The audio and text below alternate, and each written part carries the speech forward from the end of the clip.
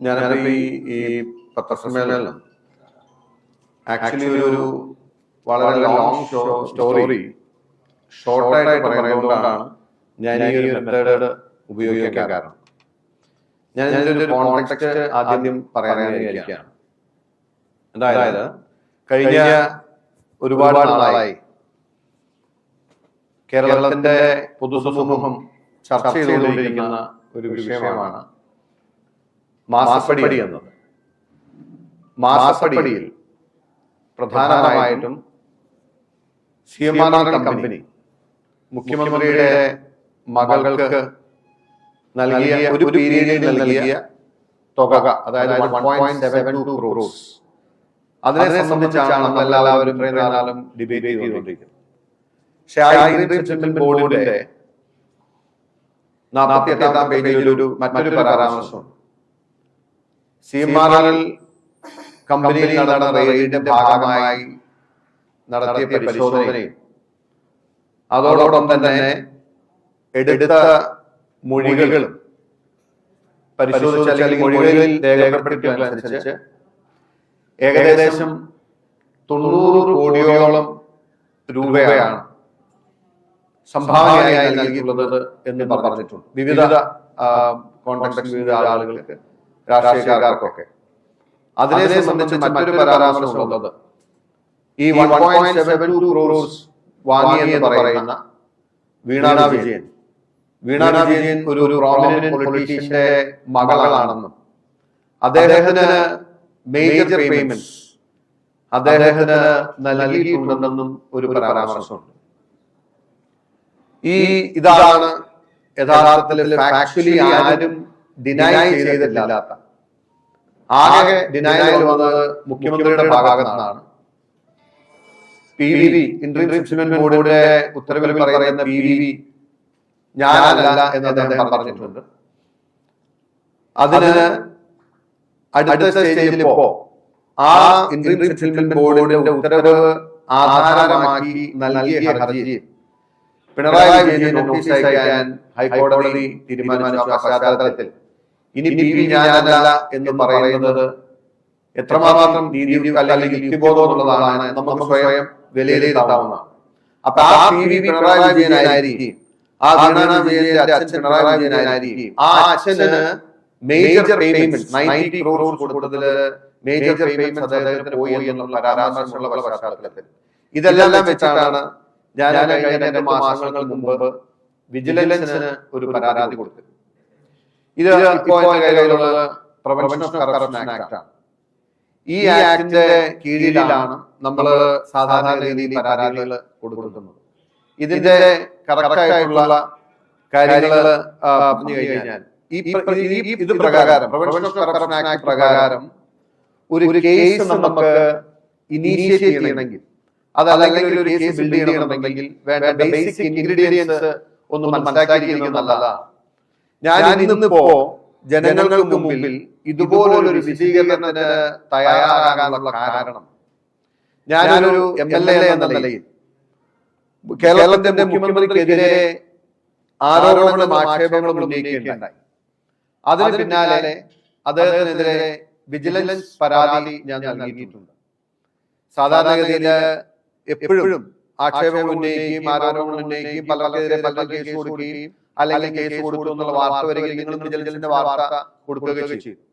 ഞാൻ vigilance case കൊടുക്കുമ്പോൾ ഒരു അഭിഭാഷകൻ കൂടിയായിട്ട് ഇൻഗ്രീഡിയൻസ് എന്താണെന്ന് എനിക്ക് നന്നായിട്ട് അറിയാം. ഇപ്പോ സമാനമായി സമർപ്പിച്ച ഒരു വിജിലൻസ് കേസ് മൂവാറ്റുപുഴ വിജിലൻസ് കോടതി പരിഗണിച്ച് തള്ളിക്കളയുണ്ടായി. അതിന്റെ പശ്ചാത്തലത്തിൽ കൂടി ഒന്ന് മനസ്സിലാക്കി നമുക്ക് മുന്നോട്ട് പോകാം. അതായത് 2 എലിമെന്റ്സ് ആണുള്ളത്. ഒന്ന്, ഇതിന്റെ 2 പാർട്ടികൾ ഉണ്ടാവും. കൈക്കൂലി വാങ്ങുന്ന ആളും കൈക്കൂലി കൊടുക്കുന്ന ആളും.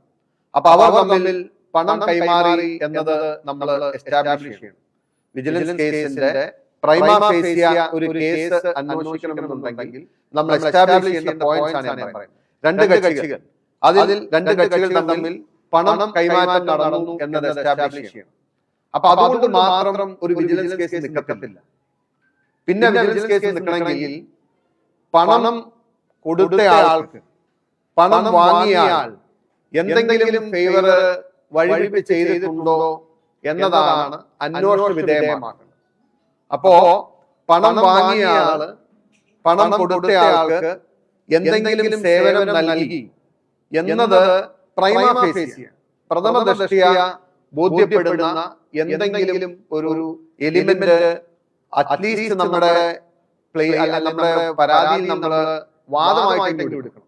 അപ്പൊ മോട്ടീവ് വിജിലൻസ് കോടതി പറഞ്ഞത് അവർ പരിഗണിച്ച ഹർജിയിൽ വേണ്ട രീതിയിൽ ആ വാദം ഉണ്ടായിരുന്നില്ല, അല്ലെങ്കിൽ അതിനെ സ്വാധീകരിക്കുന്ന തെളിവുകളോ അല്ലെങ്കിൽ അതിലേക്ക് ഡയറക്ട് ചെയ്യുന്ന മറ്റു കാര്യങ്ങളോ ഒന്നും ആ ഹർജിയിൽ ഇല്ലാത്തത് കൊണ്ട് എവിഡൻസിന്റെ അഭാവത്തിൽ ആ ഹർജി തള്ളുന്നു എന്ന് പറഞ്ഞാണ് നോട്ടീസ് പോലും അയക്കാതെ ആ ഹർജി തള്ളാനിടയായത്. അപ്പൊ എന്റെ ഹർജി ഞാൻ വിജിലൻസിന് പരാതി കൊടുത്തതിന് ശേഷം വിജിലൻസിന്റെ ഡയറക്ടറോട് പറഞ്ഞിരുന്നു, ഇതിൽ ഞാൻ പരാമർശിക്കേണ്ട കാര്യങ്ങളെല്ലാം പരാമർശിച്ചിട്ടുണ്ട്, എന്നാൽ അതിനപ്പുറത്തേക്ക്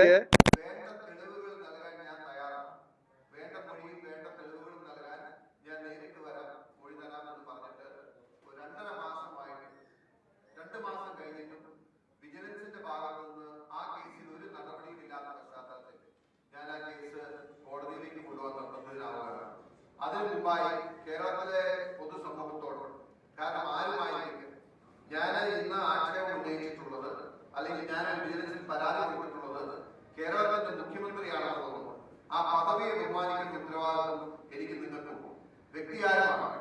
അപ്പോൾ കേവലം ഒരു MLA എന്ന നിലയിൽ എന്തെങ്കിലും കാണിച്ചൊരു പരാതി കൊടുത്ത് ഞാൻ പോവുകയല്ല. എന്റെ ബോധ്യങ്ങൾ എന്തുകൊണ്ടാണ് ഈ കേസിൽ ഒരു നീതിയുക്തമായ അന്വേഷണം, വിജിലൻസ് അല്ലെങ്കിൽ അപ്രോപ്രിയേറ്റ് ആയിട്ടുള്ള അന്വേഷണം നടക്കണമെന്ന് ഞാൻ പറയുന്നത് ഏത് കോണ്ടെക്സ്റ്റിലാണ്? എന്റെ ബോധ്യം ഒരു വിജിലൻസ് കേസിന് ഫിറ്റായിട്ടുള്ള, അതായത് പിണറായി വിജിലൻസ് കേസ് കൊടുത്തു എന്ന് പറയുന്നതിന് വേണ്ടിയിട്ടല്ല ഞാൻ ഈ കേസ് കൊടുത്തത്. അപ്പൊ അതിന്റെ പശ്ചാത്തലം എക്സ്പ്ലെയിൻ ചെയ്യാൻ വേണ്ടിയിട്ട് ഞാനിപ്പോ ഒരു പ്രസന്റേഷൻ മോഡ് ഞാൻ യൂസ് ചെയ്യാണ്. കാരണം നമുക്ക് കുറച്ചുകൂടി പെട്ടെന്ന് മനസ്സിലാക്കാൻ, കാരണം ഒരു പത്രസമ്മേളനം ദീർഘമായ കോടതിയിൽ വാദം പറയുന്ന പോലെ നീട്ടിക്കൊണ്ട് പോകാൻ പറ്റാത്തതുകൊണ്ടാണ് ഞാൻ ഈ ഒരു മോഡ് സ്വീകരിക്കുന്നത്.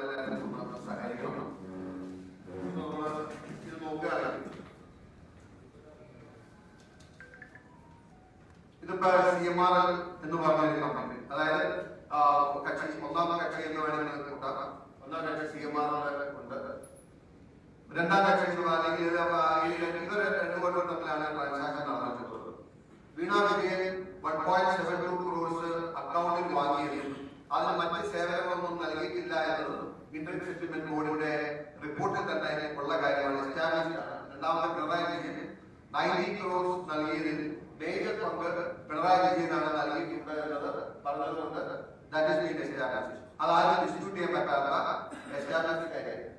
ഇനി നമ്മൾ നോക്കുമ്പോൾ CMRL എങ്ങനെയാണ് വർക്ക് ചെയ്യുന്നത് മനസ്സിലാക്കാം. CMRL സാധാരണഗതിയിൽ അവർ വർക്ക് ചെയ്യുന്ന അവരുടെ പ്രൊഡക്റ്റ് എന്ന് പറയുന്നത് സിന്തറ്റിക് റുട്ടൈലാണ്. സിന്തറ്റിക് റുട്ടൈലിന് വേണ്ടി അവർ ഉപയോഗിക്കുന്ന റോ മെറ്റീരിയൽ എന്ന് പറയുന്നത് ഇലുമിനേറ്റ്. ആ ഇലുമിനേറ്റ് അവർ സാധാരണഗതിയിൽ കെൻമാറ, തായ്ലൻഡ്, വിയറ്റ്നാം തുടങ്ങിയ രാജ്യങ്ങളിൽ നിന്ന് ഇമ്പോർട്ട് ചെയ്ത് കൊണ്ടുവന്ന് ഇവിടെ പ്രോസസ് ചെയ്ത് സിന്തറ്റിക് റുട്ടൈലാക്കി ജപ്പാൻ, യൂറോപ്പ് പോലുള്ള ഡെവലപ്മെന്റ് നേഷൻസിലേക്ക് എക്സ്പോർട്ട് ചെയ്യുന്ന ബിസിനസ് ആണ് CMRL ബിസിനസ് എന്ന് പറയുന്നത്. അപ്പൊ അവരുടെ ബിസിനസ് അവരുടെ ഇൻവെസ്റ്റ്മെന്റ് എവിടെയാണെന്ന് മനസ്സിലാക്കാനും വേണ്ടിയിട്ടാണ് ഞാൻ പറഞ്ഞത്. ഇനിയിപ്പോ കേരളത്തിലെ വളരെ കുറച്ച്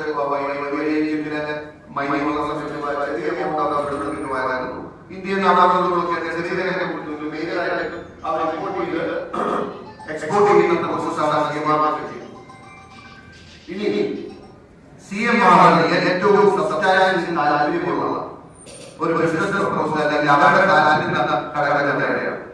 അതായത് നമ്മുടെ കൊല്ലം തീരത്ത് ഉള്ള കരിമണൽ എന്ന് പറയുന്നത്, കൊല്ലം പക്ഷേ അന്ന് പുറക്കാടാണെങ്കിൽ തൊട്ടപ്പള്ളി വരെ കടക്കുന്ന തീരമേഖലയിലുള്ള കരിമണലാണ് കൊല്ലം റീജിയൻ എന്നത് ഇന്റർനാഷണൽ മാർക്കറ്റ് അറിയപ്പെടുന്നത്.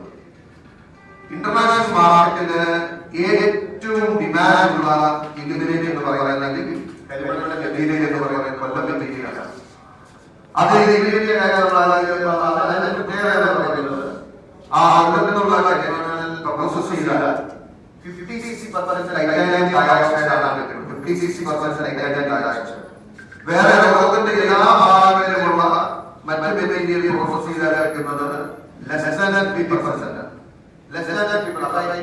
എന്നും അതായത് ഈ ഒരു കമ്പനി ഈ ഇല്ലുമിനേറ്റ് പ്രോസസ് ചെയ്ത് റൂട്ടിലാക്കുന്ന ഒരേ ഒരു കമ്പനിയാണ് കേരളത്തിലുള്ളൂ. ഇന്ത്യയിലെ മറ്റൊരു കമ്പനികളുണ്ടെങ്കിൽ കൂടി കേരളത്തിൽ ഒരേ കമ്പനികളുള്ളൂ. അവർ ഏറ്റവും അടുത്ത് നടക്കുന്ന മെറ്റീരിയലാണ് കൊല്ലം മെറ്റീരിയൽ എന്ന് പറയുന്നത്. ഇന്റർനാഷണൽ മാർക്കറ്റിൽ ഏറ്റവും ഡിമാൻഡുള്ള ഏറ്റവും ഹൈയസ്റ്റ് പ്രൈസ് വിൽക്കാൻ കഴിയുന്ന മെറ്റീരിയൽ എന്ന് പറയുന്നത് കൊല്ലം മെറ്റീരിയൽ. അപ്പൊ അവർ ദീർഘകാലമായി CMR കണ്ടുപിടിക്കുന്ന അല്ലെങ്കിൽ കൈമണലിൽ കണ്ടുപിടിക്കുന്ന മെറ്റീരിയലാണ് കൊല്ലം മെറ്റീരിയൽ. അതിനുവേണ്ടി നമുക്കറിയാം എല്ലാ കാലഘട്ടത്തിലും ഒരുപക്ഷെ 10-20 വർഷമായി അവർ അതിനുവേണ്ടിയുള്ള പരിശ്രമങ്ങൾ ഇങ്ങനെ കൊണ്ടുവന്നുകൊണ്ടിരിക്കുകയാണ്. എല്ലാ കാലഘട്ടങ്ങളിലും അവർ അതിനെ പരിശ്രമം നടത്തിയിട്ടുണ്ട്. പക്ഷെ അതിൽ എത്തിപ്പെടാൻ കഴിഞ്ഞിട്ടില്ല. ഈ കൊല്ലം മെറ്റീരിയൽ എന്ന് പറയുന്നതാണ് CMR സബ്സ്റ്റാൻഷ്യൽ ഇൻട്രസ്റ്റ് എന്ന് പറയുന്നതാണ്. ഇനി ഇനി എന്താണ് നോക്കിയാൽ ഇങ്ങനെ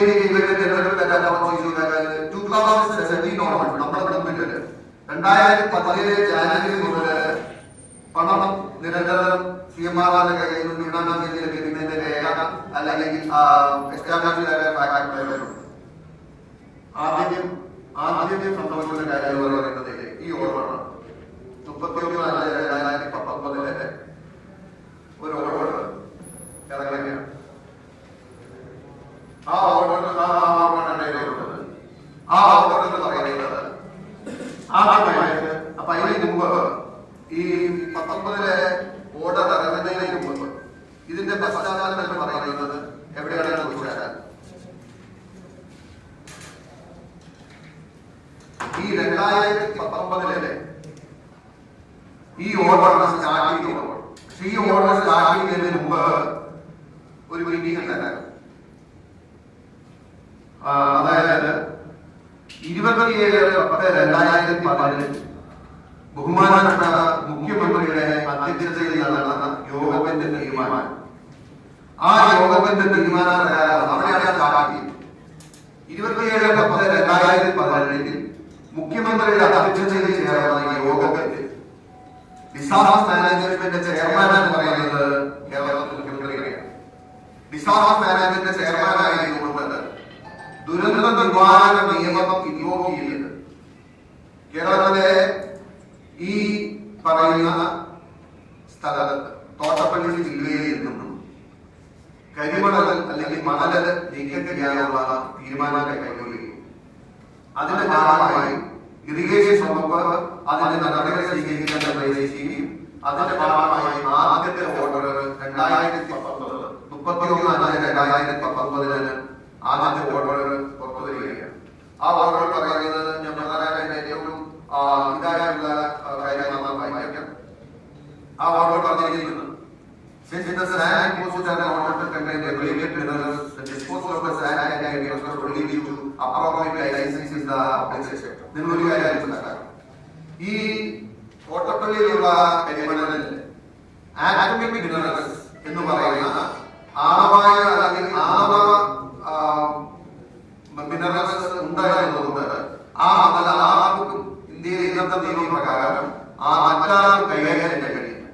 പബ്ലിക് സെക്ടറിൽ മാത്രമേ ഇന്ത്യയിലെ പബ്ലിക് സെക്ടറിൽ മാത്രമേ ആറ്റോമിക് മിനറൽസ് ഉള്ള മണലിനെ കൈകാര്യം ചെയ്യാൻ പറ്റൂ. അതുകൊണ്ട് ഇത് KML വഴി ആ KML മൈനാരിറ്റിയുമാണ് ആ മണല് കൈകാര്യം ചെയ്തിട്ടുള്ളത്. അവർ വഴി ഇതിന് തോട്ടപ്പള്ളിയിലെ കരിമണൽ നീക്കം ചെയ്യുന്നതിനുള്ള ആദ്യത്തെ ഉത്തരവ് 2019 പുറത്തുവരികയാണ്. 2019 ഭാഗമായിട്ട് അതിന്റെ പിന്നാലെ 11/10/2019 അതിനുശേഷം കേരളത്തിലുമായി അവിടെ കരിമണൽ നീക്കം ചെയ്യുന്നതിനുള്ള MOU ഒപ്പിടുകയാണ്.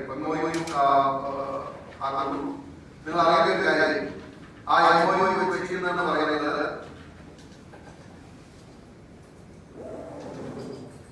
by the signature Memorandum reports the amount of rupees 464.55 metric ton as stipulated in the order. കേവലം 464 രൂപ മെട്രിക് ടണ്ണിന് പറഞ്ഞുകൊണ്ട് അവിടെ കരിമണൽ നീക്കം ചെയ്യുന്നതിനുള്ള ഓർഡർ കേരളത്തിൽ അധികം നാളത്തേക്ക് ഉണ്ടായിരുന്നില്ല. The work has to be completed later than 90 days from the date of this agreement. 90 ദിവസത്തിനകത്ത് ഈ വർക്ക് പൂർത്തിയാക്കാമെന്ന് ഈ MOU തന്നെ പറഞ്ഞിട്ടുണ്ടായിരുന്നു. അങ്ങനെ പറഞ്ഞാൽ കേവലം ഈ 465 രൂപ തുക നിശ്ചയിക്കാൻ വേണ്ടി കൂടിയൊരു മീറ്റിംഗ് ഉണ്ടാക്കാൻ. ആ മീറ്റിംഗിലെ വന്ന താല്പര്യം പറയുന്നത് തീരുമാനത്തില്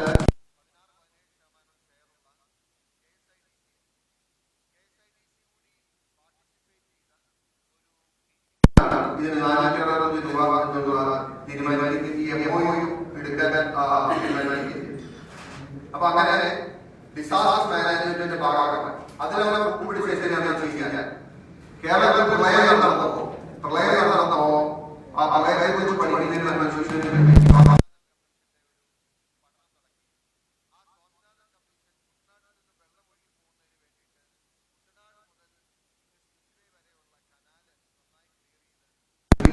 പഠിക്കുന്നതിന് സാധാരണ പരാമർശം ആ ഉണ്ടാക്കാൻ ആ റിപ്പോർട്ടിന്റെ ചുവട് പിടിച്ചാണ് ഡിസാസ്റ്റർ മാനേജ്മെന്റ് പ്രകാരം ഇവർ മുന്നോട്ട് പോവുകയും അവസാനം 2020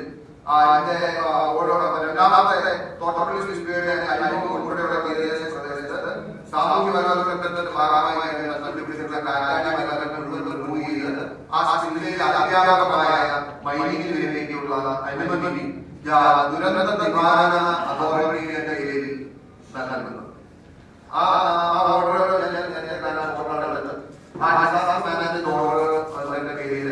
സബ്സിക്വന്റ് ആയിട്ടുള്ള MOU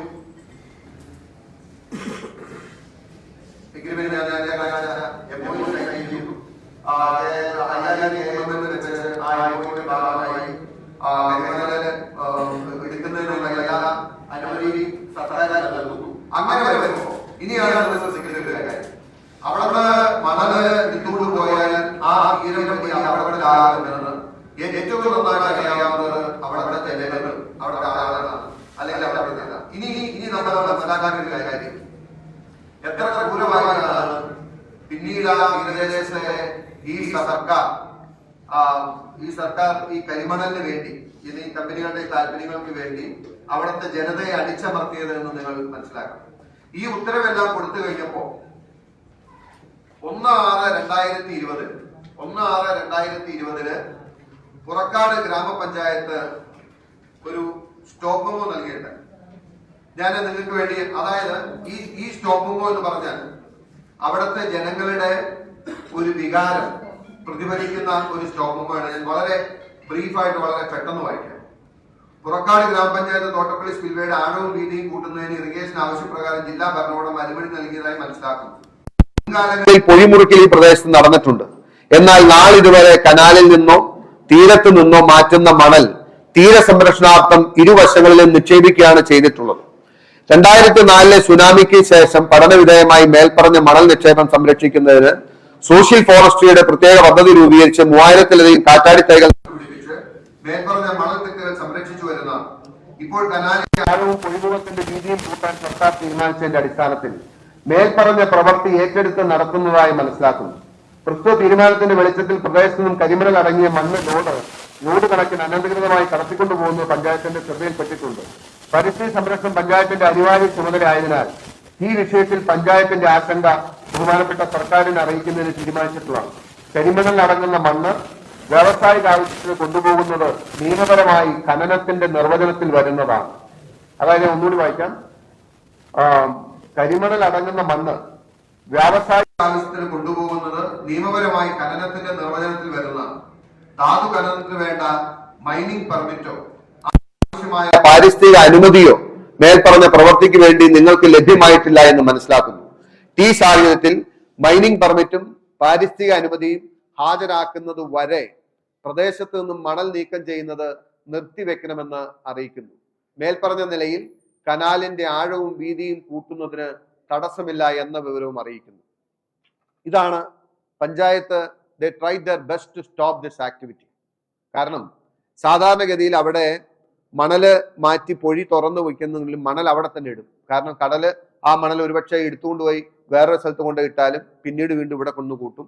പിന്നീട് കടൽ വേറൊരു ഇതുണ്ടാവും. അങ്ങനെയാണ് കടലിന്റെ ഒരു രീതിയും സ്വഭാവം എന്ന് പറഞ്ഞാൽ അതാണ്. പക്ഷെ ഒരിക്കലും ആ മണല് അവിടെ നിന്ന് മാറ്റിക്കൊണ്ടുപോകുന്ന ഒരു പ്രക്രിയ ഇന്നുവരെ നടന്നിട്ടില്ല. ശാസ്ത്രീയമായിട്ടും നമ്മുടെ പരമ്പരാഗതമായിട്ടുള്ള അറിവും പാരമ്പര്യവും ഒക്കെ വെച്ചിട്ട് അത് തീരദേശത്തിന് വലിയ അപകടമാണെന്ന് അറിയാവുന്നതുകൊണ്ട് ഇന്നുവരെ ആരും ചെയ്തിട്ടില്ല. അങ്ങനെ മണൽ കൊണ്ടുപോകാൻ പരിശ്രമിച്ചപ്പോൾ പഞ്ചായത്ത് ഒരു സ്റ്റോപ്പ് മെമ്മോ കൊടുക്കുകയാണ്. പഞ്ചായത്ത് സ്റ്റോപ്പ് മെമ്മോ കൊടുക്കുകയും ശരിയും തെറ്റുമായിട്ടൊക്കെ സ്റ്റോപ്പ് മെമ്മോകൾ കൊടുക്കാറുണ്ട്. അതിന്റെ ആദ്യത്തെ നടപടി എന്ന് പറഞ്ഞു കഴിഞ്ഞാൽ ആർക്കാണോ മണല് വാരാനുള്ള അനുമതി കിട്ടിയിട്ടുള്ളത് അവർ ഹൈക്കോടതിയെ സമീപിക്കുകയോ സ്റ്റോപ്പ് മെമ്മോ ചലഞ്ച് ചെയ്യുകയോ ഒക്കെ ചെയ്യുന്നതാണ് നമ്മൾ കണ്ടിട്ടുള്ളത്. ഖനനം നമ്മളും ഒരുപാട് കാര്യങ്ങൾ കണ്ടിട്ടുണ്ട്. ഇവിടെ സംഭവിച്ചത് എന്താണെന്ന് ചോദിച്ചാൽ ആ സ്റ്റോപ്പ് മെമ്മോ കൊടുത്ത് നാലാമത്തെ ദിവസം ജില്ലാ കളക്ടർ പ്രത്യേക ദൂതൻ മുഖേന ആ പഞ്ചായത്ത് സെക്രട്ടറിക്ക് കാരണം കാണിക്കൽ നോട്ടീസ് കൊടുക്കുകയാണ്. കാരണം കാണിക്കൽ നോട്ടീസ് നിങ്ങൾ ആലോചിക്കണം. അവിടുന്ന് അതിവ്യാപകമായി മണൽ റിമൂവ് ചെയ്തുകൊണ്ട് പോകുമ്പോൾ അതിന് പഞ്ചായത്ത് സ്റ്റോപ്പ് മെമ്മോ കൊടുത്തതിന് ആ പഞ്ചായത്ത് സെക്രട്ടറിക്ക് കൊടുത്ത കാരണം കാണിക്കൽ നോട്ടീസ് നിങ്ങൾ വായിക്കണം. കുട്ടനാട്ടിലെ വെള്ളപ്പൊക്കത്തിന്റെ രൂക്ഷത കുറയ്ക്കുന്നതിന് ബഹുമാനപ്പെട്ട മുഖ്യമന്ത്രിയുടെ അധ്യക്ഷതയിൽ 27/10/2018 നടന്ന അവലോകന യോഗത്തിന്റെയും പിന്നീട് നടന്ന തോട്ടപ്പള്ളി സ്പില്ലേ ചാനൽ സുഗമമായി ലഭിക്കുന്നതിന് വിഘാതമായി നിൽക്കുന്ന നീക്കം ചെയ്യാൻ തീരുമാനിച്ചിട്ടുള്ളതാണ്. ആസന്നമായ കാലവർഷത്തിൽ കുട്ടനാട്ടിലെ വെള്ളപ്പൊക്ക സാധ്യത മുൻനിർത്തി പൊതുജന താല്പര്യം മുൻനിർത്തി നിലവിലെ COVID-19 രോഗവ്യാപന സാധ്യത നിലനിൽക്കുന്ന സാഹചര്യത്തിൽ തോട്ടപ്പള്ളിയിലെ സുഗമമായ നീരൊഴുക്ക് ഉറപ്പുവരുത്തുന്നതിന് നടപടി സ്വീകരിക്കുവാൻ സർക്കാർ അടിയന്തര നിർദ്ദേശം നൽകിയിരുന്നു. 19/5/2020 കൂടിയ ജില്ലാ ദുരന്ത നിവാരണ അതോറിറ്റിയുടെ യോഗത്തിൽ പ്രവൃത്തി 2005 ദുരന്ത നിവാരണ അതോറിറ്റി അടിയന്തരമായി പൂർത്തീകരിക്കാൻ തീരുമാനിക്കുകയും ആയതിലേക്ക് വേണ്ട ഉത്തരവുകൾ ഇറിഗേഷൻ വകുപ്പിന് ഉൾപ്പെടെ നൽകിയതുമാണ്. തോട്ടപ്പള്ളി സ്പിൽവേ അഴിമുഖം വരെയുള്ള ലീഡിംഗ് ചാനൽ ആഴം കൂട്ടുന്നതിന്റെ ഭാഗമായി ഉണ്ടാക്കുന്ന മണലും പൊഴി മുറിക്കുമ്പോൾ ലഭിക്കുന്ന മണലും കൊണ്ടുപോകുന്നതിന് 31/5/2019 ജിയോ ഇന്ന നമ്പർ പ്രകാരം KMML സർക്കാർ ചുമതലപ്പെടുത്തിയിരുന്നു. 2003 ദുരന്ത നിവാരണ നിയമം 72-ാം വകുപ്പ് അനുസരിച്ച് ഈ ആക്ടിലെ വ്യവസ്ഥകൾ പ്രകാരം സ്വീകരിക്കുന്ന നടപടികൾ നിലവിലുള്ള മറ്റേതെങ്കിലും നിയമത്തിന് വിരുദ്ധമായിരുന്നതിനാലും ഈ ആക്ട് അനുസരിച്ച് സ്വീകരിക്കുന്ന നടപടികൾക്ക് നിയമപ്രാബല്യം ഉണ്ടായിരിക്കുന്നതുമാണ്. വെള്ളപ്പൊക്ക സാധ്യത കണക്കിലെടുത്ത് മേൽപ്രവർത്തികൾ യുദ്ധകാലാടിസ്ഥാനത്തിൽ നടന്നു വരുന്നതിനിടെ സർക്കാർ ഉത്തരവ് പ്രകാരം നടത്തിയിരുന്ന പ്രവർത്തികൾ നിർത്തിവെക്കാൻ ഇത്ര നമ്പറായി 1/6/2020 താങ്കൾ മാനേജിംഗ് ഡയറക്ടർ KMML ചവറയ്ക്ക് കത്ത് നൽകിയതായി ശ്രദ്ധയിൽപ്പെട്ടിട്ടുണ്ട്. ദുരന്ത നിവാരണ നിയമപ്രകാരം സർക്കാർ ഉത്തരവുകൾക്ക് പ്രകാരവും നടത്തിവരുന്ന പ്രവർത്തികൾ തടസ്സപ്പെടുത്തുന്ന രീതിയിൽ മേൽ കത്ത് നൽകിയത് ഏത് സാഹചര്യത്തിലും ഏത് നിയമത്തിന്റെ അടിസ്ഥാനത്തിലുമാണ് എന്ന് താങ്കൾ വിശദീകരിക്കേണ്ടതാണ്. ഈ നോട്ടീസ് കൈപ്പറ്റി 3 ദിവസത്തിനകം ഒരു പഞ്ചായത്ത് സെക്രട്ടറി കൊടുക്കുന്ന നോട്ടീസാണ്. ഈ നോട്ടീസ് കൈപ്പറ്റി 3 ദിവസത്തിനകം താങ്കൾ മറുപടി ലഭിച്ചില്ല എങ്കിൽ താങ്കൾക്ക് യാതൊന്നും ബോധിപ്പിക്കാനില്ല എന്ന നിഗമനത്തിൽ 2005 ദുരന്ത നിവാരണ നിയമം വകുപ്പ് 5 പ്രകാരം സർക്കാർ ഉത്തരവുകൾക്കും പ്രവർത്തികൾക്കും ബോധപൂർവം തടസ്സം നിന്നു എന്ന നിഗമനത്തിൽ തുടർ നടപടികൾ സ്വീകരിക്കുന്നതാണ്. ആ പ്രദേശത്തെ ജനങ്ങളുടെ വികാരം മാനിച്ച് പഞ്ചായത്ത് എടുത്ത ഒരു തീരുമാനത്തെ ഒരു സർക്കാർ എങ്ങനെയാണ് പരാജയപ്പെടുത്തിയത്? 3-ാമത്തെ ദിവസം 1-ാം തീയതി നോട്ടീസ് കൊടുത്തു, 4-ാം തീയതി ദൂതൻ മുഖേന അക്നോളജ്മെന്റ് എഴുതി ഒപ്പിട്ട് മേടിച്ച കാരണം കാണിക്കൽ നോട്ടീസ്. സ്വാഭാവികമായിട്ടും ജില്ലാ കളക്ടറുടെ ഇതുപോലുള്ള കാരണം കാണിക്കൽ നോട്ടീസ് ആ സെക്രട്ടറി പിന്നോട്ട് പോകുന്ന അവസ്ഥയാണ്. പിന്നോട്ട് പോകാൻ തയ്യാറായി, പക്ഷേ ആ പഞ്ചായത്ത് അനുവദിച്ചില്ല. അപ്പൊ സെക്രട്ടറി ഞാൻ തടസ്സം നിൽക്കുന്നില്ല എന്ന് പറഞ്ഞ് കത്ത് മുഖാന്തരം അറിയിക്കുകയും പിന്നോക്കം പോവുകയും ചെയ്തു. അതിന് പിന്നാലെ അന്നത്തെ ബഹുമാനപ്പെട്ട ആലപ്പുഴ ജില്ലാ കളക്ടർ മുമ്പാകെ ആ പഞ്ചായത്തിലെ 11 പേരും ഒപ്പിട്ട് പഞ്ചായത്തിന്റെ തീരുമാനം നൽകുകയാണ്. 11 പേരും ഒപ്പിട്ട് ഇത് മാറ്റുന്നതുകൊണ്ട് ഇവിടെ പ്രയാസമുണ്ടാകും, പ്രശ്നമുണ്ടാകും എന്ന് പറഞ്ഞ് എന്തുകൊണ്ടാണ് 4 ദിവസത്തിനകത്ത് അല്ലെങ്കിൽ 3 ദിവസത്തിനകത്ത് ഈ തീരുമാനം മാറ്റിച്ചതെന്ന് ചോദിച്ചാൽ ഇതിന്റെ തൊട്ടു പിന്നാലെ പിന്നീട് സർക്കാർ ഏകപക്ഷീയമായി കരിമണൽ എടുക്കുന്നതിന് മുന്നോട്ട് പോവുകയാണെന്ന് മനസ്സിലായി. അങ്ങനെ വന്നപ്പോൾ ഹൈക്കോടതിയെ സമീപിച്ചിരുന്നു. ഹൈക്കോടതി ഈ കേസ് പരിഗണിക്കുന്ന വേളയിൽ ഈ സ്റ്റോപ്പ് മെമ്മോ നിലനിൽക്കുകയാണെങ്കിൽ ഹൈക്കോടതി മൈനിങ് നിർത്താൻ പറയും. കാരണം പഞ്ചായത്തിനാണ് അധികാരം. അതുകൊണ്ട് ഹൈക്കോടതിയിലെ കേസ് പരിഗണനയ്ക്ക് വരുന്നതിന് മുമ്പ് ഈ പഞ്ചായത്തിന്റെ സ്റ്റോപ്പ് മെമ്മോ സർക്കാർ ബലമായി സർക്കാരിന്റെ എല്ലാ അധികാരങ്ങളും ദുർവിനിയോഗം ചെയ്ത് ആ സെക്രട്ടറിയെ കൊണ്ട് പഞ്ചായത്ത് കമ്മിറ്റിയുടെ അനുമതിയില്ലാതെ മരവിപ്പിക്കുകയോ വിഡ്രോ ചെയ്യിപ്പിക്കുകയോ ചെയ്തു. എന്നിട്ട് ഹൈക്കോടതിയിൽ കേസ് വന്നു. ആ ഹൈക്കോടതിയുടെ കേസിൽ സർക്കാർ ഏകപക്ഷീയമായി ഈ മണൽ കൊണ്ടുപോകുന്നതിന് വേണ്ടി നിൽക്കുകയും അങ്ങനെ പഞ്ചായത്ത് നൽകിയ സ്റ്റോപ്പ് മെമ്മോ പരാജയപ്പെടുത്തി സ്റ്റോപ്പ് മെമ്മോ ജില്ലാ കളക്ടർ ഇടപെടലിലൂടെ മരവിപ്പിച്ച് മൈനിങ് മുന്നോട്ട് പോകുന്ന സ്ഥിതി ഉണ്ടായി. ഞാൻ നിങ്ങളുടെ ഓർമ്മയിലേക്ക് കൊണ്ടുവരുന്ന 2019 കോവിഡ് കാലഘട്ടമാണിത്. ഞാൻ നേരിട്ട് ആ സമയത്ത് അവിടെ പോയതാണ്. നിങ്ങൾ ഓർക്കണം, ആളുകൾ തമ്മിൽ അടുത്തു പോകരുത്, ഒരുപാട് നിയന്ത്രണങ്ങളും റെസ്ട്രിക്ഷൻസും നിൽക്കുന്ന സമയത്ത് അന്നത്തെ മൈനിങ് തുടങ്ങിയ സമയത്ത് അവിടെ വലിയ സമരം, ജനങ്ങൾക്ക് പിന്നെ മാർഗം ഉണ്ടായിരുന്നില്ല. ജനങ്ങൾ സമരത്തിന് ഇറങ്ങി. ജനങ്ങൾ സമരത്തിനിറങ്ങുമ്പോൾ ആദ്യഘട്ടത്തിൽ CPM അടക്കം അവിടെ നിന്ന് കരിമണൽ നീക്കം ചെയ്യുന്നതിന് എതിരായി. CPM എല്ലാ രാഷ്ട്രീയ പാർട്ടികളും ഒന്നിച്ചണിനിരന്ന് അവിടെ നിന്ന് മണലെടുക്കുന്നതിനെ എതിർക്കുന്ന സമയത്ത് ഒരു സുപ്രഭാതത്തിൽ CPM നിലപാട് മാറ്റി. CPM പ്രത്യേകിച്ച് കാരണമൊന്നും പറയാതെ സമരത്തിൽ നിന്ന് പിന്മാറി. സ്വാഭാവികമായിട്ടും നിങ്ങൾക്ക് കാണാവുന്നതാണ്. സമരത്തിന് പിന്നീട് വന്നപ്പോൾ അവിടുത്തെ നാട്ടുകാരും കോൺഗ്രസും ഏതാനും രാഷ്ട്രീയ പാർട്ടികളും മറ്റാളുകളും മാത്രമായി. പിന്നീട് അന്ന് ആഭ്യന്തരമന്ത്രിയായിരിക്കുന്ന പിണറായി വിജയന്റെ പോലീസ് ഇന്ന് നമ്മൾ കാണുന്ന പോലെ നൂറുകണക്കിന് ഒരു പോലീസ് പ്രൊട്ടക്ഷൻ ഓർഡർ ഹൈക്കോടതിയുടെ ഇല്ല. ഹൈക്കോടതി പോലീസ് പ്രൊട്ടക്ഷൻ ഓർഡർ പാസ് ചെയ്തിട്ടില്ല. എന്നിട്ടും ഒരു പോലീസ് പ്രൊട്ടക്ഷൻ നൽകുന്നത് പോലെ നൂറുകണക്കിന് പോലീസുകാരെ തോട്ടപ്പള്ളിയിൽ വിന്യസിച്ച് ആ അഭംഗുരം അവിടെ നിന്ന് മണലെടുക്കാനുള്ള സൗകര്യം ചെയ്തു കൊടുത്തു. ആളുകൾ സമരം ചെയ്തു. ഇന്നും ഊർജ്ജശ്വാസം വലിക്കുന്ന സമരം നിങ്ങൾക്ക് തോട്ടപ്പള്ളിയിലൊക്കെ പോയാൽ കാണാം. 968 ദിവസം വരെ ആവുകയാണ്. ഞാൻ കഴിഞ്ഞ ദിവസം അവിടെ പോയിരുന്നു. ഏതാനും പേർ ഇപ്പോഴും അവിടെ സമരം ചെയ്യുന്നുണ്ട്. ബാക്കി എല്ലാവരെയും ഈ സർക്കാർ പരാജയപ്പെടുത്തി. എങ്ങനെയാണെന്നറിയോ? ഈ പോലീസിനെ ഉപയോഗിച്ച് മർദ്ദിച്ചും പോലീസിനെ ഉപയോഗിച്ച് കേസിൽപ്പെടുത്തിയും കഴിഞ്ഞ ദിവസമാണ് കോൺഗ്രസിന്റെ മണ്ഡലം കമ്മിറ്റി കരിമണൽ ഈ മണലിനെതിരെ നടത്തിയ സമരത്തിന്റെ പേരിൽ 3,86,000 രൂപ കോടതിയിൽ കെട്ടിവെക്കേണ്ടി വന്നു. ഞാൻ കഴിഞ്ഞ ദിവസം പാർട്ടി ഓഫീസിൽ ചെല്ലുമ്പോൾ വീണ്ടും അവരുടെ കയ്യിലിരിക്കുകയാണ് 1,40,000 1,60,000 വരുന്ന വീണ്ടും ഫൈൻ അടക്കേണ്ട കടലാസുകളുടെ പേപ്പർ. ബാക്കി സാധാരണ തീരദേശവാസികളായിട്ടുള്ള ആളുകൾ, ആളുകൾക്ക് അവരെല്ലാം കേസിൽ പ്രതിയായി കോടതിയിൽ പോകേണ്ടി വന്നു. അവരെല്ലാം പണം അടക്കേണ്ടി വന്നു. അങ്ങനെ സർക്കാർ അവിടുത്തെ സമരത്തെ അടിച്ച് മർദ്ദിച്ച് ഒതുക്കുന്ന കാഴ്ചയാണ് നമ്മൾ കണ്ടത്. അങ്ങനെയാണ് തോട്ടപ്പള്ളിയിലെ കരിമണൽ വിരുദ്ധ സമരത്തെ സർക്കാർ പരാജയപ്പെടുത്തിയത്. ഇതിന്റെ റൈറ്റ് ഫ്രം ദ ബിഗിനിങ് ആദ്യത്തെ തീരുമാനം മുഖ്യമന്ത്രിയുടെ അധ്യക്ഷതയിൽ കൂടിയ 27/5/2018 യോഗം മുതൽ ആ കരിമണൽ സുഗമമായി അവിടെ നിന്ന് അയ്യാറിയിലെത്തി അയ്യാറിയിൽ നിന്നും തിരിച്ച് ഇവിടെ എത്തുന്നത് വരെയുള്ള സുഗമമായ പാത ഉറപ്പാക്കിയത് ഇന്നും നടക്കാൻ. നിങ്ങൾ ഓർക്കണം, ദുരന്ത നിവാരണ അതോറിറ്റിയുടെ അണ്ടറിൽ കഴിഞ്ഞ 3 വർഷക്കാലം അഭംഗുരമായ മൈനിങ് നടക്കുകയാണ്. മൈനിങ് തന്നെയാണ് തോട്ടപ്പള്ളിയിൽ നടന്നുകൊണ്ടിരിക്കുന്നത്. ഞാൻ കഴിഞ്ഞ ദിവസം അവിടെ സന്ദർശിച്ചിട്ട് പറഞ്ഞു, നിങ്ങൾ ഇനി യഥാർത്ഥത്തിൽ തോട്ടപ്പള്ളിയിലെ ജനങ്ങൾ സമരം നടത്തി പരാജയപ്പെട്ടതാണെങ്കിൽ നിങ്ങൾ ഇനി സമരം ചെയ്യേണ്ടത് അവിടെ മൈനിങ് അനുവദിക്കാൻ വേണ്ടി സമരം ചെയ്യണം. കാരണം എന്താണെന്നറിയാം, ഇനി അവിടെ മൈനിങ് അനുവദിക്കുകയാണ് നല്ലത്. കാരണം ഈ മൈനിങ് ഇതുപോലെ ഒരു ഓഫ് ഷോർ മൈനിങ് ലോകത്തെവിടെ നടക്കണമെങ്കിലും ഞാൻ എൻ്റെ ഒരു ഏറ്റവും കൺസർവേറ്റീവ് ആയിട്ടുള്ള എസ്റ്റിമേറ്റ് ചെയ്യാൻ പറയാം, 100 കണക്കിന് കോടി രൂപ ഇൻവെസ്റ്റ് ചെയ്താൽ മൈനിങ് തുടങ്ങാൻ പറ്റില്ല. 100 കണക്കിന് കോടി രൂപ ഇൻവെസ്റ്റ് ചെയ്താൽ. കാരണം this is a major mining. Atomic minerals are involve. Safeguards need to be taken.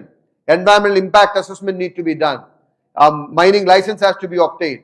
അത് സൂക്ഷിക്കുന്നതിന് ഒരുപാട് സ്റ്റാൻഡേർഡ്സ് പാലിച്ച് മാത്രമേ അവിടെ മൈനിങ് യഥാർത്ഥത്തിൽ നടക്കണമെന്നുണ്ടെങ്കിൽ 100 കണക്കിന് കോടി രൂപ ഇൻവെസ്റ്റ് ചെയ്താൽ മാത്രം നടക്കാൻ കഴിയുന്ന ഒരു മൈനിങ് ഇപ്പോൾ നടക്കുന്നത് കേവലം യൊക്കങ്കായിയുടെ ജപ്പാൻ ലഗ്ജറും കൊണ്ടുവന്ന് ഏതാനും എക്സ്കവേറ്ററും കൊണ്ടുവന്ന് ലോറി വന്ന് വെറുതെ നിസ്സാരമായി വാരിയെടുത്തുകൊണ്ട് പോവുകയാണ്. അവിടുത്തെ തീരപ്രദേശം ഇല്ലാതായില്ല. ഞാൻ കഴിഞ്ഞ ദിവസം അവിടെ പോയിരുന്നു. അവർ പറഞ്ഞത് 1-1.5 കിലോമീറ്ററിനപ്പുറം വരെ തീരമുണ്ടായിരുന്നത് ഇന്ന് കടൽ അവരുടെ വീടിനെ മുട്ടി നിൽക്കുകയാണ്. സത്യമാണ്. അവർ പാവപ്പെട്ടവര്, മത്സ്യത്തൊഴിലാളികള്, സാധാരണ തീരദേശവാസികള്, അവർക്ക് വേണ്ടി ശബ്ദിക്കാൻ ആളില്ലാതെ വരുമ്പോ ഒരു സർക്കാർ നിന്ന് അവരുടെ എല്ലാ അവകാശങ്ങളെയും അടിച്ചു തകർത്ത് അവരുടെ സമരങ്ങളെയെല്ലാം മർദ്ദിച്ചൊതുക്കി അവരെ കേസിൽപ്പെടുത്തി ഇതുപോലുള്ള ഒരു പച്ചയായ നിയമലംഘനത്തിന് കൂട്ടുനിൽക്കുമ്പോ ഇന്നും ഞാൻ ഇന്ന് അന്വേഷിച്ചിരുന്നു ഇങ്ങോട്ട് പോരുന്നതിന് മുമ്പ്, ഇന്നും ഈ സമയത്തും തോട്ടപ്പള്ളിയിൽ മൈനിങ് നടക്കുകയാണ്. ഏത് നിയമത്തിന്റെ അടിസ്ഥാനത്തിൽ? ഏത് നിയമത്തിന്റെ അടിസ്ഥാനത്തിലാണ്?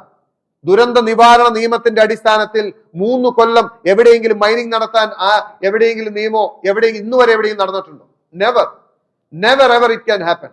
It can only happen with the political patronage. രാഷ്ട്രീയപരമായിട്ടുള്ള സർക്കാരിന്റെ സംരക്ഷണം കൊണ്ട് മാത്രമാണ് ഇന്ന് തോട്ടപ്പള്ളിയിൽ ഇതുപോലെ അഭംഗുരമായ മൈനിങ് നടന്നുകൊണ്ടിരിക്കുന്നത്.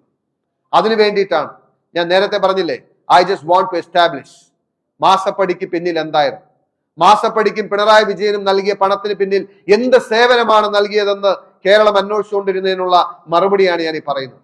എന്ത് സേവനമാണ് നൽകിയത്? എന്തിനാണ് CMRL ഇതിന് മാത്രം വലിയ തുക ഒരു സേവനവും നൽകാതെ ഒരു മുഖ്യമന്ത്രിക്കും കുടുംബത്തിനും കൊടുക്കുന്നത്? ഇവിടെ നമ്മളെ ഒരു ചൊല്ലുണ്ട്, there are no free lunches. ലോകത്തുള്ള എവിടെയുമുള്ള ഒരു പ്രിൻസിപ്പിളാണ്, ആരും സൗജന്യമായി ആർക്കും ഒന്നും കൊടുക്കുന്നില്ല. ആരെങ്കിലും കൊടുക്കുന്നുണ്ടെങ്കിൽ അതിന് പിന്നിൽ ഒരു റീസൺ ഉണ്ടാകും, അതിന്റെ പിന്നിൽ ഒരു ത്രെഡ് ഉണ്ടാകും. നോ ഡൗട്ട് ഇവിടെ 1-2 രൂപയല്ല വീണ വിജയൻ വാങ്ങിച്ചത് 1.72 കോടിയാണോ? No, she has taken more than 3 crores on account. അക്കൗണ്ടിൽ അല്ലാതെ എത്രയാണെന്ന് അറിയില്ല. Pinarayi Vijayan had taken crores and crores, കോടാനുകോടി രൂപ പിണറായി വിജയനും കുടുംബത്തിനും എന്തിന് CMRL നൽകണം? ഇനി അവർ എത്ര കോടി നൽകിയാൽ അവർക്ക് എന്ത് നഷ്ടം? ഞാൻ പറഞ്ഞില്ലേ, ഇന്റർനാഷണൽ മാർക്കറ്റില് ഏറ്റവും ഡിമാൻഡുള്ള കൊല്ലം മെറ്റീരിയൽ എന്ന് പറയുന്ന ആ കൊല്ലം മെറ്റീരിയലിന്റെ ഇലുമിനേറ്റ് പ്രോസസ് ചെയ്ത് ഇന്റർനാഷണൽ മാർക്കറ്റിൽ എത്തിക്കാൻ കഴിയാന്ന് വെച്ചാൽ that's A great business. That's A great business. That's what is the interest. ഇതാണ് മാസപ്പടിക്കും ഈ കോഴയ്ക്കും പിന്നിലുള്ള സേവനം എന്ന് പറയുന്നത്. ഇതല്ലെങ്കിൽ ഞാൻ ഈ പറഞ്ഞ കാര്യങ്ങൾ നിങ്ങൾ മാധ്യമ പ്രവർത്തകർ എന്ന നിലയിൽ നിങ്ങൾ ഗ്രൗണ്ടിൽ വെരിഫൈ ചെയ്യണം, വെദർ ഇറ്റ് ഈസ് ഫാക്ട്. ഞാൻ പറഞ്ഞത് ശരിയാണോ? ഈ രേഖകളെല്ലാം ഞാൻ നിങ്ങൾക്ക് തരാം. ഇന്നും തോട്ടപ്പള്ളിയിലെ മൈനിങ് നടക്കുന്നത് അതൊരു ആറ്റമിക് മിനറൽസിന്റെ മൈനിങ് കേരളത്തില് കഴിഞ്ഞ 2.5 വർഷക്കാലമായി നടന്നുകൊണ്ടിരിക്കുന്നത്. ഒരു മൈനിങ് പെർമിറ്റോ ഒരു എൻവയറമെന്റൽ ക്ലിയറൻസോ ഈവൻ ഒരു സേഫ് ഗാർഡ് മെഷേഴ്സോ മൈൻ സേഫ്റ്റി റൂൾസോ പാലിക്കാതെ ഈ കേരളത്തിലല്ലാതെ ഒരിടത്തും ഒരു അപരിഷ്കൃത സമൂഹത്തിൽ പോലും ഇത് ഈ കാലത്ത് നടക്കില്ല. ബട്ട് അൺഫോർച്ചുനേറ്റ്ലി ഒരു കാര്യം കൂടിയുണ്ട്, ഹൈക്കോടതിയിലും സർക്കാർ ഏകപക്ഷീയമായ നിലപാടെടുത്തുകൊണ്ട് ഹൈക്കോടതിയുടെ ഭാഗത്തുനിന്ന് ഒരു ഇന്റർവെൻഷൻ ഉണ്ടായിട്ടില്ല. സോ ഞാൻ എന്റെ അന്വേഷണത്തിൽ ഇതുകൊണ്ടാണ് ഞാൻ വിജിലൻസിനെ സമീപിച്ചത്. ഞാൻ വിജിലൻസിനെ പിണറായി വിജയനും വീണ വിജയനും എതിരായിട്ട് വിജിലൻസിൽ പരാതി കൊടുത്തതിന്റെ പശ്ചാത്തലം അല്ലെങ്കിൽ അതിന്റെ ബാക്ക്ഗ്രൗണ്ട്, അതിന്റെ റീസൺ, അതിന്റെ ബേസിസ് കേരളത്തിലെ പൊതുസമൂഹത്തോട് പറയുന്നതിന് വേണ്ടിയിട്ടാണ് ഞാൻ ഇന്നത് വിളിച്ചത്. ഇത് ലോങ് സ്റ്റോറി. ഇതിന്റെ ഇടയിൽ ഒരുപാട് രേഖകളും ഒരുപാട് മീറ്റിങ്ങുകളും ഒരുപാട് കാര്യങ്ങളും ഉണ്ട്. പക്ഷെ ഒരു പത്രസമ്മേളനത്തിൽ ഇത് മുഴുവൻ വിസ്തീരിക്കാൻ കഴിയാത്തതുകൊണ്ടാണ് ഞാൻ ഇത്ര ഷോർട്ടായി പറഞ്ഞത്. ഇനി നിങ്ങൾക്ക് എന്തെങ്കിലും ചോദ്യങ്ങളുണ്ടെങ്കിൽ ഞാൻ അതിന് മറുപടി പറയാം. വൺ മോർ തിങ്, ഞാൻ വിജിലൻസിന് കൊടുത്ത പരാതിയിൽ വിജിലൻസ് ഡിപ്പാർട്ട്മെന്റ് ആക്ട് ചെയ്യുന്നില്ല എന്നതുകൊണ്ട് ഞാൻ ആ പരാതി നിയമപരമായി കോടതിയിലേക്ക് കൊണ്ടുപോവുകയാണ്. നിയമപരമായി കോടതിയിൽ കൊണ്ടുപോകും. കേരളത്തിലെ പൊതുസമൂഹത്തോട് എനിക്ക് പറയാനുള്ളത്, ഞാൻ നിങ്ങളോട് പറഞ്ഞ ഒരു വാക്കുണ്ടായിരുന്നു, ഇനി എത്രമേൽ വേട്ടയാടിയാലും എന്തു വലിയ വില കൊടുക്കേണ്ടി വന്നാലും ഞാൻ മുന്നോട്ട് വെച്ച കാൽ പിന്നോട്ടെടുക്കില്ല എന്നും ഞാൻ ഈ പോരാട്ടം മുന്നോട്ട് കൊണ്ടുപോകുന്നു. ഈ പോരാട്ടം മുന്നോട്ട് കൊണ്ടുപോകുന്നതിന്റെ ഭാഗമായി ഇനി എനിക്ക് ചെയ്യാൻ കഴിയുന്നത് കോടതിയിൽ ഈ യാഥാർത്ഥ്യങ്ങളെ ബോധ്യപ്പെടുത്തുക എന്നുള്ളതാണ്. പിന്നീട് കോടതി എന്ത് തീരുമാനിക്കുന്നു, എന്ത് ചെയ്യുന്നു എന്നുള്ളത് we cannot predict, that is something else. പക്ഷേ ആത്മാർത്ഥമായി, സത്യസന്ധമായി, സുതാര്യമായി ഒരു പൊതുപ്രവർത്തകൻ എന്ന നിലയിൽ, ഒരു ജനപ്രതിനിധി എന്ന നിലയിൽ എന്നെ കൊണ്ട് ചെയ്യാൻ കഴിയുന്നതിന്റെ the very best I will do. ഞാൻ പറഞ്ഞ കാര്യം ജനങ്ങൾക്ക് മുമ്പിൽ വിശദീകരിച്ചിട്ട് മുന്നോട്ട് പോകണം എന്നതുകൊണ്ടാണ് ഞാൻ ഇത്രയും പറഞ്ഞത്. ഇനി if there any questions I can answer.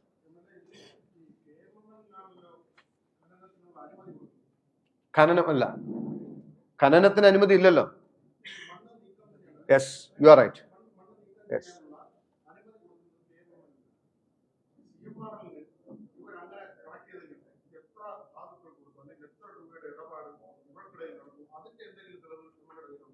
ഞാൻ പറഞ്ഞില്ല, എനിക്ക് I cannot be the investigating officer. അതുകൊണ്ടാണ് വിജിലൻസ് അന്വേഷണം വേണമെന്ന് പറയാൻ കാരണം. അതൊരു നല്ലൊരു അന്വേഷണത്തിലൂടെ മാത്രമേ ഈ കാര്യങ്ങൾ പുറത്തു വരും. അതിനും ഞാൻ RTA കൊടുത്തിരുന്നു. IRE supplying eliminate to CMR. That I can tell. ഏത് ക്വാണ്ടിറ്റി, എത്ര ക്വാണ്ടിറ്റി എന്നുള്ളത് ഞാനൊരു പോലീസ് ഉദ്യോഗസ്ഥനല്ലല്ലോ, ഞാൻ ഇൻവെസ്റ്റിഗേറ്റിംഗ് ഓഫീസർ അല്ലല്ലോ. I cannot take it. But I can make one statement, IRE supplying eliminate to CMR.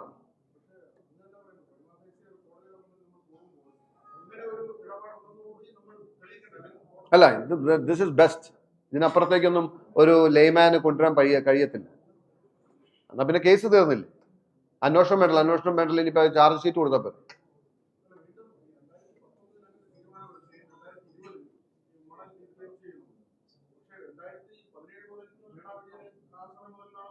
Yes,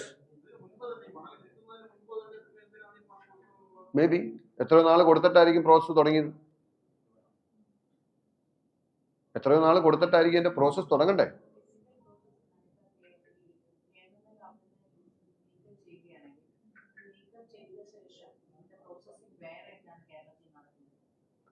അതിൻ്റെ അകത്ത് KMML-ഉം IREയും അവരെടുക്കുന്ന മോണോസൈറ്റ്സും മറ്റ് ഒന്ന് രണ്ട് ആറ്റമിക് പാർട്ടി യുറേനിയത്തിന് വേണ്ടിയിട്ടുള്ള കാര്യങ്ങൾ അവരെടുക്കും. ബാക്കിയുള്ള ഇലിമിനേറ്റും കാര്യങ്ങളുമാണ് അവർ സപ്ലൈ ചെയ്യുക. ബാക്കിയുള്ള അതാണ് അവരുടെ റോ മെറ്റീരിയൽ എന്ന് പറയുന്നത്. സിമാറിന്റെ റോ മെറ്റീരിയൽ എന്ന് പറയുന്നത് ഇലിമിനേറ്റ് ആണ്. ആ ഇലിമിനേറ്റ് പ്രോസസ്സ് ചെയ്യുന്ന IREയോ KMML പ്രോസസ് ചെയ്യത്തില്ല. അത് പ്രോസസ്സ് ചെയ്യുന്ന ഇവർ മാത്രമാണ് കേരളത്തിലുള്ളത്. അതിൻ്റെ അകത്ത് ഏറ്റവും ഡിമാൻഡുള്ള മെറ്റീരിയലാണ് കൊല്ലത്തെ കരിമണലിൽ നിന്ന് എക്സ്ട്രാക്ട് ചെയ്യുന്ന ഇലിമിനേറ്റ് എന്ന് പറയും.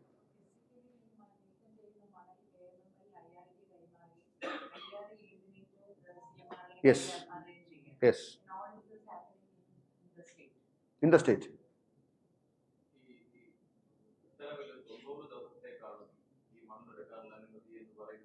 യെസ്, കാലാകാലങ്ങളിൽ അവർ ഓരോ റിവിഷൻ വരുത്തിയിട്ടുണ്ടാവണം. Normally they would have done that. ഞാൻ അതിന്റെ ഡീറ്റെയിലേക്ക് പോയില്ല. But they are blatantly violating all the laws. There is no point in enquiry. അങ്ങനെ പോയ പിന്നെ അതെല്ലാം അന്വേഷണത്തിന്റെ ഭാഗമായി വരണം. ദുരന്ത നിവാരണ അതോറിറ്റി എന്ന് പറയുന്നത് അവര് എടുക്കുന്ന മെഷേഴ്സ് എന്ന് പറയുന്നത് ഷോർട്ട് ടൈം ഇൻട്രീം മെഷേഴ്സ് ആണ്, പെർമനന്റ് മെഷേഴ്സ് അല്ല. നിങ്ങളൊന്ന് ആലോചിച്ച് നോക്കണം. ഒരു ദുരന്ത നിവാരണ അതോറിറ്റിയുടെ ഉത്തരവിന്റെ പേരിൽ കഴിഞ്ഞ 3 വർഷമായി ഒരു ആക്ടിവിറ്റി കണ്ടിന്യൂ ചെയ്യുന്നു പറയുമ്പോൾ എത്ര ബ്ലേറ്റന്റ് വയലേഷൻ, എത്ര പച്ചയായ നിയമലംഘനമാണ്. വേറെ ഒരു അനുമതിയില്ലെന്ന് വിചാരിക്കണം.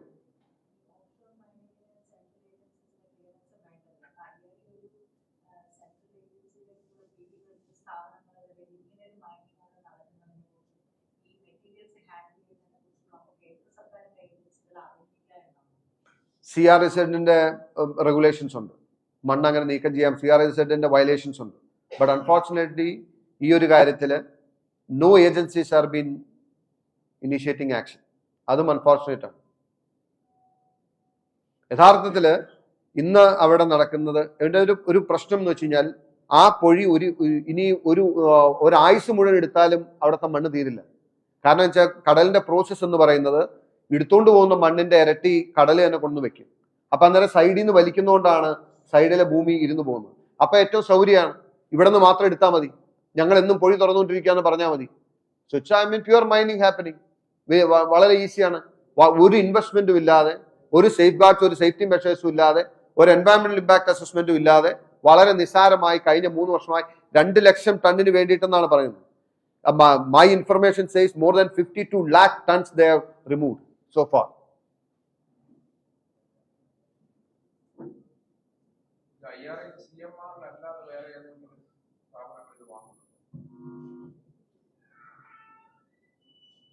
That may not be, I'm sure അല്ല. ഇത് വേറെ ആർക്കും അങ്ങനെ പ്രോസസ് ചെയ്യാൻ പറ്റില്ല. ഇലിമിനേറ്റ് പ്രോസസ് ചെയ്യുന്ന വേറെ കമ്പനീസ് ഒന്നും നിലവിലില്ല. ഇനിയിപ്പോ ഇതിനൊക്കെ സ്റ്റേറ്റിന് പുറത്തോ ആദ്യത്തെ ഓർഡറിലെ പരാമർശം അനുമാനിക്കാൻ. മോറോവർ അവിടെ നിന്ന് പോയിട്ടുള്ള ഒരു ക്വാണ്ടം പിന്നീട് അവർ റിവൈസ് ചെയ്ത് കൊടുത്തതും പിന്നീട് അവിടെ നിന്ന് പോയിട്ടുള്ള ഏകദേശം ഒരു കണക്കുമൊക്കെ ഇത് ഇതനുസരിച്ച് 52 lakh ton മുകളിൽ റിമൂവ് ചെയ്യുന്നതാണ്. That's not authoritative. ഞാൻ ഒരു ബോൾ പാർക്ക് ഫിഗർ പലരും കണക്കൂട്ടിയതനുസരിച്ച് പറഞ്ഞാണ്. I have been gone in depth. I mean അതും ഒക്കെ ഇതിന്റെ ഭാഗമായിട്ട് അന്വേഷിക്കാവുന്നതാണ്. 90 ദിവസത്തേക്ക് മാത്രം കൊടുത്ത ഒരു ഓർഡറിൽ why it still continuing. How can they do that? ഞാൻ ഈ പറഞ്ഞ കാര്യം നിങ്ങൾ തോട്ടപ്പള്ളിയിലെ സാധാരണ മത്സ്യത്തൊഴിലാളികളോടും അവിടുത്തെ തീരദേശവാസികളോടും ഒന്ന് അന്വേഷിക്കണം. ഞാൻ പറഞ്ഞ കറക്റ്റ് ആയിരുന്നു? കോവിഡ് സമയത്ത് സമരം ഉണ്ടായിരുന്നു. 100 കണക്കിന് പോലീസുകാരെ ഇറക്കിയാണോ ആ സമരത്തെ പരാജയപ്പെടുത്തിയത്? എത്ര കേസുകൾ കരിമണലിന്റെ പേരിൽ ബുക്ക് ചെയ്യപ്പെട്ടു? ഇതിനോടകം എത്ര ലക്ഷം രൂപ കോടതിയിൽ കെട്ടിവെക്കേണ്ടി വന്നു? ഇനി എത്ര കേസുകൾ ബാക്കിയുണ്ട്?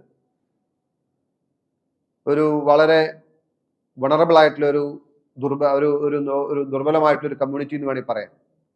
സമ്പത്ത് കൊണ്ടും സാമൂഹ്യ സാഹചര്യങ്ങൾ കൊണ്ടും രാഷ്ട്രീയ ശക്തി കൊണ്ടും ഒക്കെ ദുർബലമായിരുന്ന ആ ഒരു തീരദേശവാസികളുടെ കമ്മ്യൂണിറ്റിയെ ഈ സർക്കാർ ടേക്കൻ ഫോർ ഗ്രാൻഡഡ് എന്ന് മാത്രമല്ല, ക്രഷ് ദം ലൈക്ക് എനിത്തിങ്.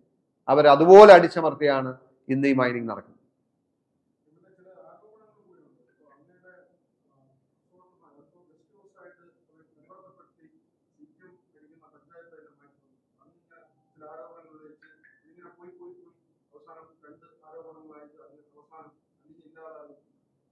ഇല്ല, അലിഞ്ഞില്ലാതാവില്ല. അതും പ്രൊസീഡ് ചെയ്യുന്നുണ്ട് അവർ. Vigilance is after me. നല്ല നല്ല അന്വേഷണം നടക്കുന്നുണ്ട്. ഇത് സ്റ്റാർട്ട് ചെയ്തിട്ടില്ലെന്നു. ഇത് സെറ്റ് ടു സ്റ്റാർട്ട്.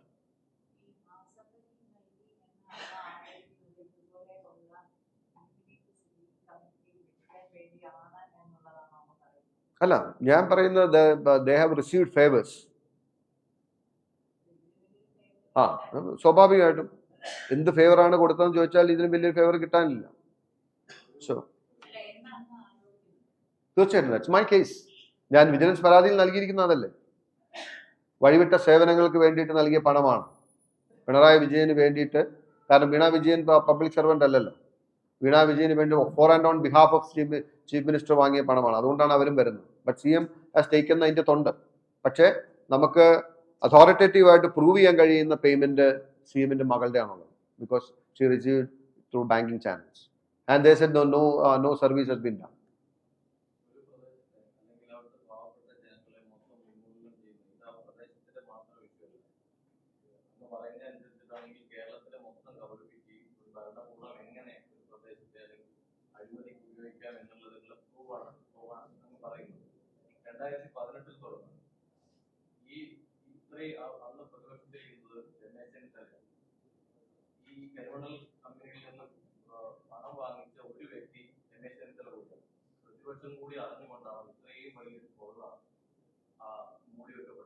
അല്ല, ഞാൻ പറഞ്ഞില്ലേ, ഇതിൻ്റെ അകത്ത് ഞാൻ അടക്കം അവിടുത്തെ കോൺഗ്രസ് സമരത്തിൽ പങ്കെടുത്തിരുന്നു.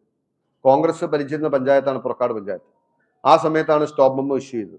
അപ്പോൾ പാർട്ടി എന്ന നിലയിലും അല്ലെങ്കിൽ ഞങ്ങളുടെ നിലപാട് എന്ന നിലയിലും അവിടെ ചെയ്യാവുന്ന ഫൈറ്റ് കോൺഗ്രസിന്റെ അദ്ദേഹമാണല്ലോ അവിടെ നിന്നുള്ള നേതാവ്. It was very clear. They were not in favour of that. But the government taken it to a different level. അതാണ് സംഭവിച്ചത്.